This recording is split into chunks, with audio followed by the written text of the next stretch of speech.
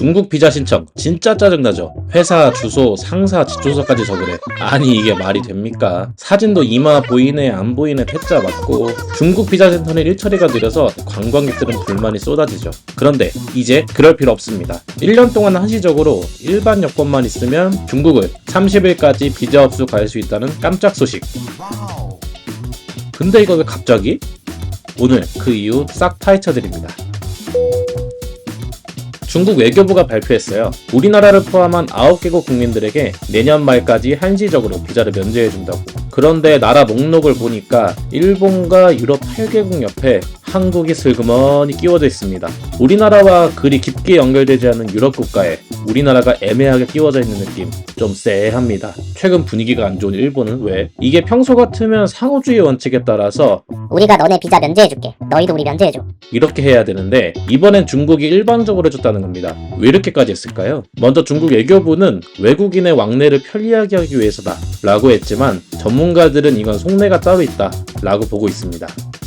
내년 경주 에이펙 정상회의에 시진핑 주석이 참석할 예정인데요. 한국 여론이 너무 반중이다 라는 평가가 많았던 만큼 이번 비자 면제를 통해 이미지를 개선하려는 목적이 있다는 분석입니다. 요즘 중국 경제가 어려운 건 다들 아시죠? 외국인 투자도 줄고 관광객도 줄고 그래서 한국 관광객이라도 끌어들여서 경제 위기를 타개해보려는 의도라는 겁니다. 실제로 올해 상반기 기준 중국 여행사가 유치한 중화권 제외 해외 관광객 1위가 바로 한국이었거든요. 그런데 기존 비자 발급 비용은 6만원 이상, 소요 시간은 일주일 이상, 이러니 관광 수요가 줄었던 거죠. 비용도 비용이지만 엄청 귀찮고 시간도 시간인지라 다른 나라처럼 땡처리 항공권이 딱 나와도 완전 빚 좋은 개살구인 거죠. 이제 비자 부담이 없어지니 상하이, 베이징, 칭다오 같은 대도시 여행이 늘어날 거라는 계산입니다.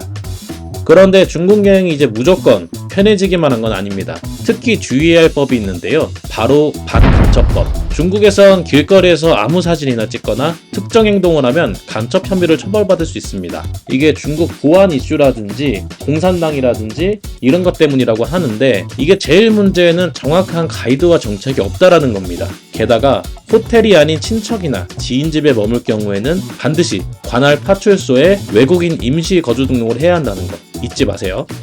그럼 이제 한국도 중국인에게 비자를 면제해줄 가능성이 있을까요? 현재 우리나라 제주도에서는 30일 무비자 입국을 허용하고 있기는 합니다만 전문가들은 전면적인 상호비자 면제는 힘들다 라고 보고 있습니다. 이유는 간단합니다. 중국에서 오는 관광객 수가 많아지면 현재도 문제가 큰 불법 체류 문제가 더 커질 가능성이 크기 때문이죠. 더불어서 중국이 언제 이거를 취소할지도 모르는 상황이기 때문입니다.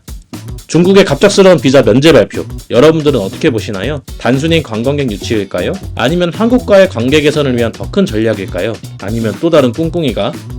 이번 조치가 한중 관계에 어떤 영향을 미칠지 앞으로 지켜봐야겠습니다.